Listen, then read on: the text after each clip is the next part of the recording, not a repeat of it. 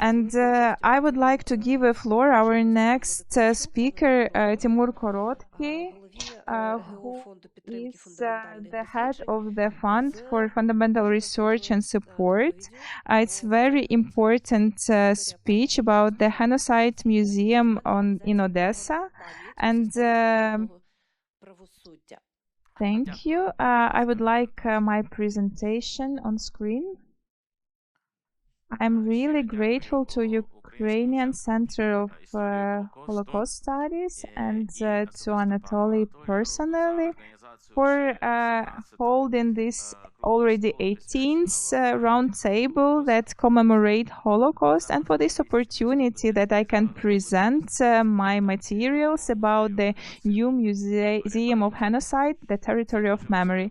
It is very important to preserve the memory of the events of the past, and to understand the reasons, and to remind that the victims will not be forgotten, and the persecutors would not be forgotten too. And this genocide gonna be the black mark on the nation even long after the events. Now all of us are victims of Russian aggression. This genocide war that is targets Ukrainian national identity and our people. And it is very important to estimate and to understand this genocide attempt and the informational policy, the hate speech that they use from Russian politics and propagandists, and the actual crimes that they conduct. Unfortunately, people forget often historical lessons, and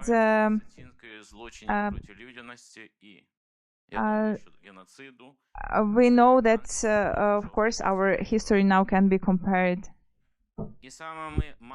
And we have the right and obligation to bring truthful information about war crimes during the aggression of Russia against Ukraine, and learn about the genocides that took place on the territory of Ukraine in the past and now. When Pavlo Kozlenko, my co-author, proposed to develop the concept of new museum, for me it became obvious the necessity to combine the events in the past and nowadays. The idea appeared in 2023 as a reaction to genocide towards Ukrainians launched by Russians, and it was a necessity to create a space for memory and memorialization of the Holocaust victims.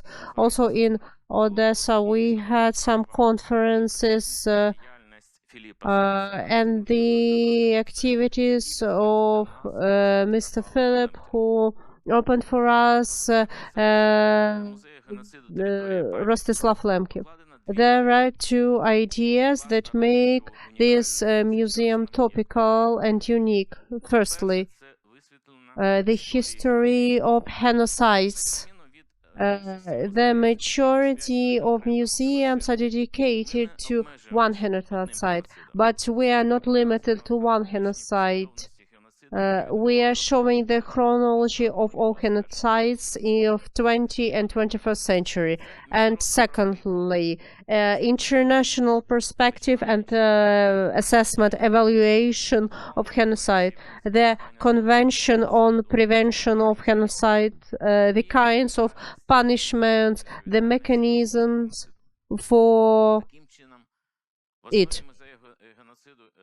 So the territory of memory, the experience of Pavlo Kozlenko, and also my experience in the expertise of international criminal law and transitional justice and humanitarian law and consultations of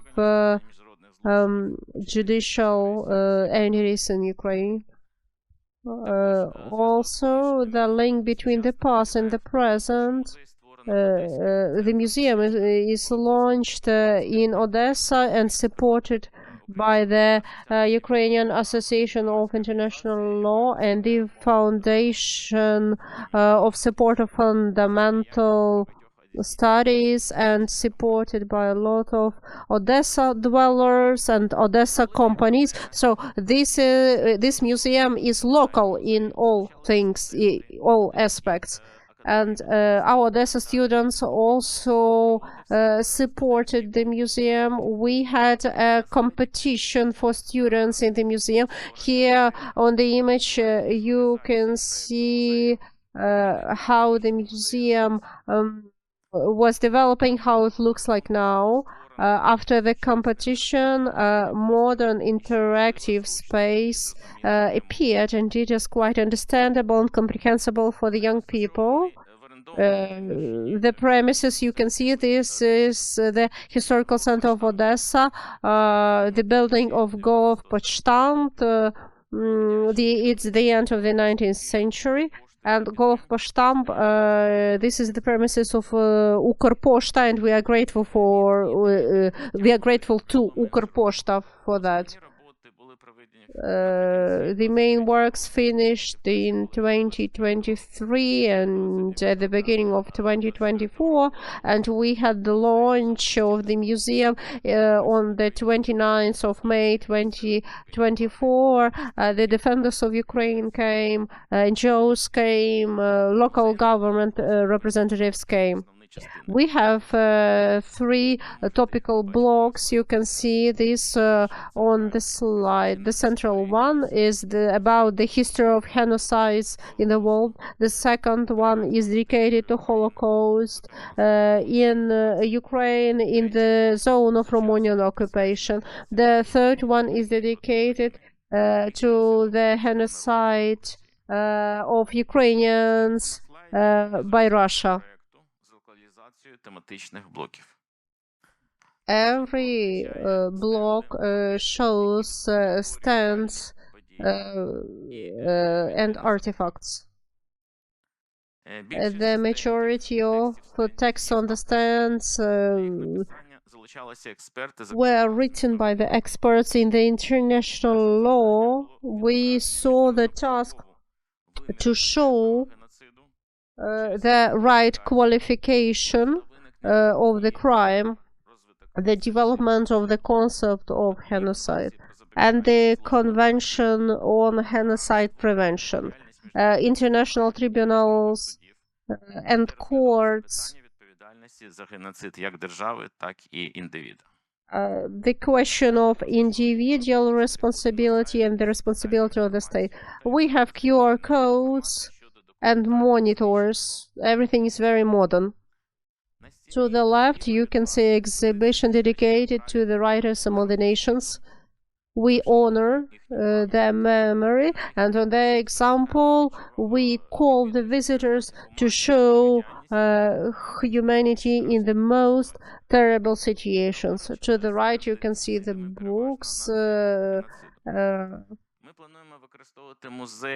We propose to use museum as a training and consultations center, also for law enforcement agencies.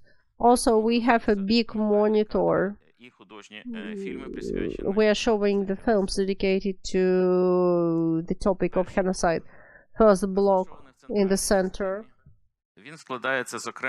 There are separate stands with the biography of Rafal Lemkiv, the definition of genocide, facts about the genocide of Roma people, deportation of Crimea Tatars, Srebrenica, and others. Separate stands talk about international justice in the dimension of genocide. І впровадженнях в Міжнародному кримінальному суді щодо геноциду. Also, the review on genocides of 21st century are shown. Holocaust stands. Holocaust in Transnistria and Odessa. We are having here Bucharest Tribunal and Nuremberg Tribunal. Also, we have stands dedicated to the murders of 30,000 Jewish people of Odessa in October 1941. And the last block, genocide launched by Russia against Ukraine. We are showing here qualifications, calls for genocide, deportation of Ukrainian children, and cultural genocide. The murders of civilians in Bucha.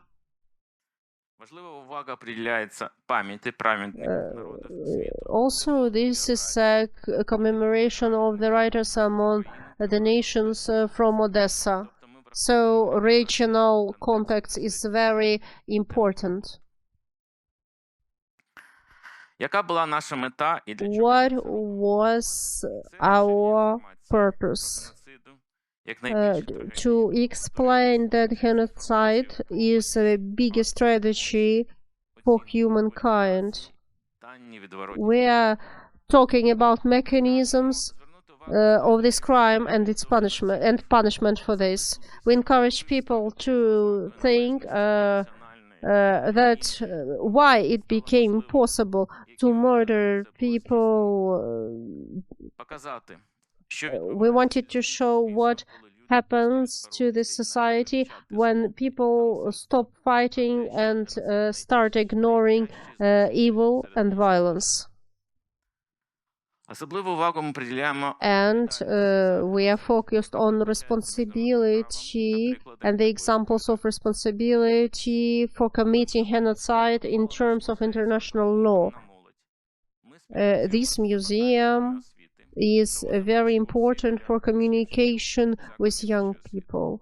We think that our target audience will be servicemen. This is already done in Israel. Also, we invite diplomats, and for us it's an important component of fight against Russian propaganda. We use museum as a training platform. We have trainings on international humanitarian law, responsibility for international crimes. On the slide, you can see the training that we had together with State Archive Service of Ukraine. We would like also to become